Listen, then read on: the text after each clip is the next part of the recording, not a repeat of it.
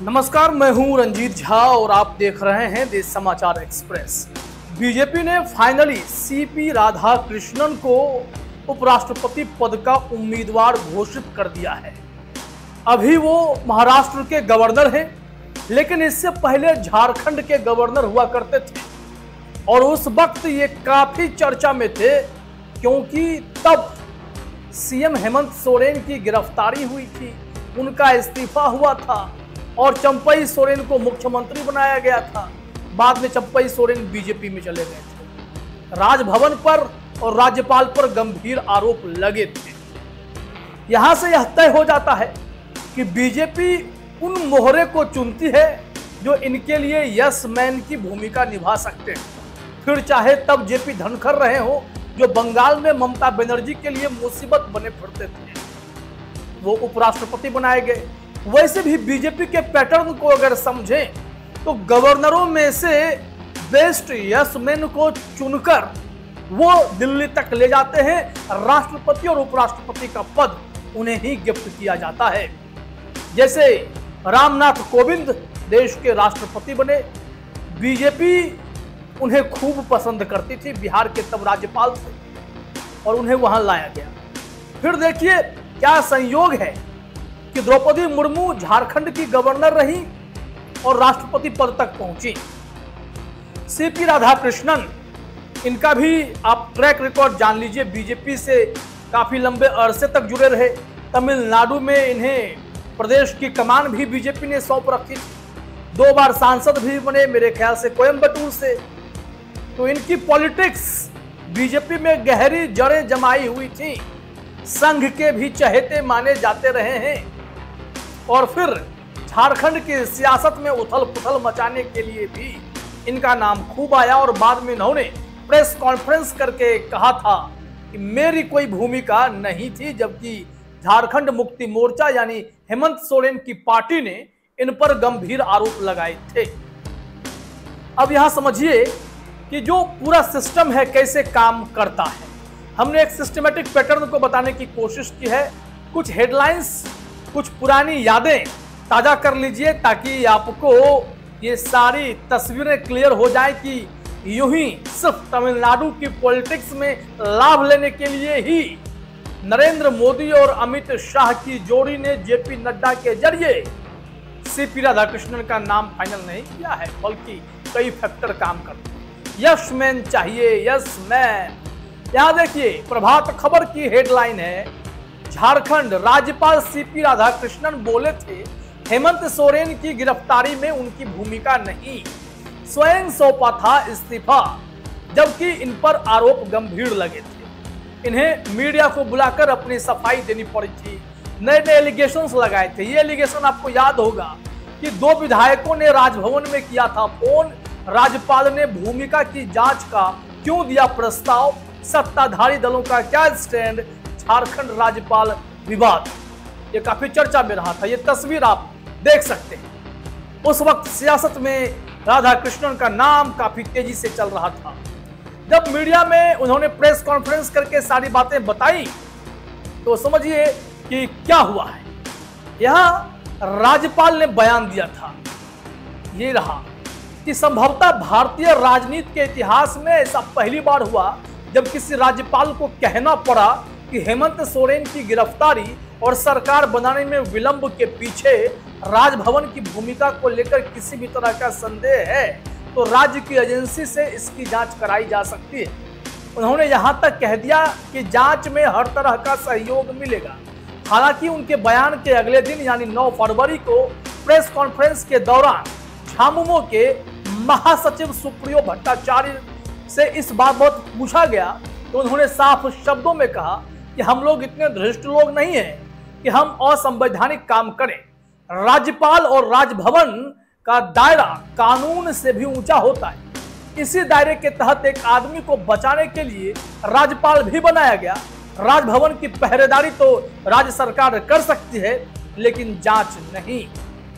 यहां देखिए कि कई सवाल उठते हैं।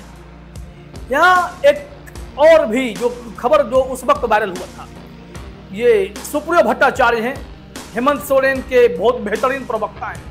उस वक्त उन्होंने इसी राज्यपाल पर, जो उपराष्ट्रपति बनने जा रहे हैं, उन पर आरोप लगाया था कि झामुमो के निशाने पर राजभवन और बीजेपी। सुप्रियो ने पूछा था, बहुमत के बावजूद किसके इशारे पर मौन थे महामहिम? झारखंड में सरकार गिराने की साजिश, ये राधाकृष्णन पर आरोप लगे थे। कुछ मुख्य पॉइंट जरा समझिए क्या बताया जा रहा है कि झारखंड मुक्ति मोर्चा के महासचिव सुप्रियो भट्टाचार्य ने कहा कि 31 जनवरी 2024 के दिन 1 बजे से जो राजनीतिक नाटक किया गया, उसके कई मुख्य किरदार बने। भाजपा ने राज्य में राजनीतिक षड्यंत्र को रूपांतरित करने में केंद्रीय एजेंसी का सहारा लिया, जिसे राज्यवासियों ने देखा। अब उन्होंने कहा कि हम इसके लिए भाजपा के साथ साथ राज्यपाल पर भी आरोप लगाते हैं। क्या कहा गया जरा समझिए। राज्यपाल की भूमिका पर सवाल, ये पैराग्राफ आपको जानना चाहिए कि सुप्रियो भट्टाचार्य ने कहा कि कोई भी मुख्यमंत्री अगर इस्तीफा देता है तो राज्यपाल अगली व्यवस्था होने तक कार्यपालक मुख्यमंत्री की बात कहते हैं, लेकिन हेमंत सोरेन के इस्तीफे को लेकर नोटिफिकेशन तक नहीं हुआ। उन्होंने कहा कि भाजपा बुजदिलों की पार्टी है, उसमें राज्य में राष्ट्रपति शासन लगाने का साहस नहीं था, इसलिए उसने 40 घंटे तक राज्य को अराजक स्थिति में धकेलने की कोशिश की, जिसके खिलाफ लोगों का स्वाभाविक आक्रोश देखने के बाद महामहिम को नई सरकार बनाने के लिए चंपई सोरेन को बुलाना पड़ा। अब ऐसे में जो ये गंभीर आरोप लगे हैं, ये समझना पड़ेगा कि केस किस दिशा में बढ़ता चला जाता है। हेमंत सोरेन वापस सरकार में आए, जेल भी गए, बाहर भी आए, चंपई सोरेन बीजेपी में भी गए, सब कुछ हुआ, लेकिन तब सीपी राधाकृष्णन हेमंत सोरेन के हर कृत्य का विरोध किया करते थे और अब उन्हें उपराष्ट्रपति पद की दावेदारी मिल गई है। तो फिर सवाल तो उठेंगे कि आखिरकार बीजेपी अपने यस मैन को ही हर संस्था में क्यों बिठाना चाहती है, फिर चाहे चुनाव आयोग ही क्यों ना हो या फिर पार्लियामेंट की राज्यसभा की बात हो, तो अब आपको राधाकृष्णन वहां नजर आएंगे। यहां देखिए, अब अगर इसका तुलनात्मक विश्लेषण भी करें तो कई सवाल होता है। कहा जाता है किसी भी संवैधानिक पद का सबसे बड़ा टेस्ट तब होता है जब सत्ता और संविधान के बीच टकराव की स्थिति पैदा हो। झारखंड की राजनीति में जनवरी 2024 में यही तस्वीर दिखाई पड़ी और वहां अपने आप को सीपी राधाकृष्णन साबित करने में सफल हो गए और बीजेपी उनसे बहुत खुश हो गई। यहां देखिए, बीजेपी का यही पैटर्न है।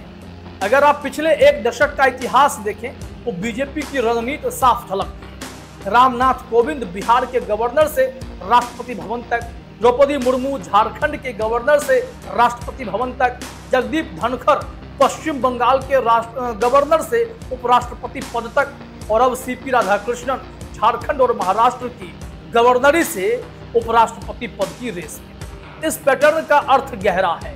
भाजपा गवर्नरशिप को सिर्फ अनुशासन जांच नहीं बल्कि काबिलियत की परीक्षा मानती है। जो गवर्नर केंद्र की लाइन पर बिना विवाद खड़ा किए काम कर सके, जो विपक्षी राज्यों में भी केंद्र की रणनीति स्मूथ कर सके और जो अपनी छवि को साफ सुथरा रखे, ऐसे चेहरे को भाजपा संवैधानिक पदों पर प्रमोट करती है।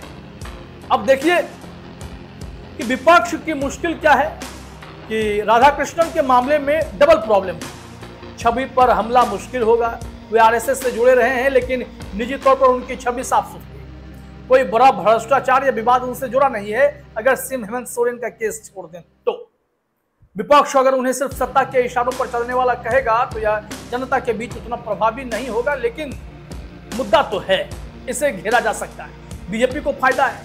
तमिलनाडु में एक मैसेज जाएगा कि आने वाले चुनाव में देखिए आपके लिए हमने एक ऐसा फैक्टर चुना है, राधाकृष्णन जी को हमने वहां उपराष्ट्रपति तक पहुंचा दिया है, अगले राष्ट्रपति भी बना देंगे, आप हमें वोट दीजिए। तो ये खेल चलता रहेगा और वहां के भी कई पार्टियों को इससे टेंशन होगी। तो देखिए अब आगे होता क्या है, लेकिन रिपोर्ट यही है कि एनडीए ने सीपी राधाकृष्णन को उम्मीदवारी सौंपकर कहीं ना कहीं यह मैसेज दे दिया है कि जैसे उपराष्ट्रपति के पद पर जगदीप धनखड़ एकदम कड़क स्वभाव से विपक्ष के नेताओं को सस्पेंड किया करते थे, ये भी उसी रोल में दिखाई पड़ेंगे। फिलहाल इस वीडियो में इतना ही। आप तमाम साथियों का हमसे जुड़ने के लिए बहुत बहुत धन्यवाद, शुक्रिया।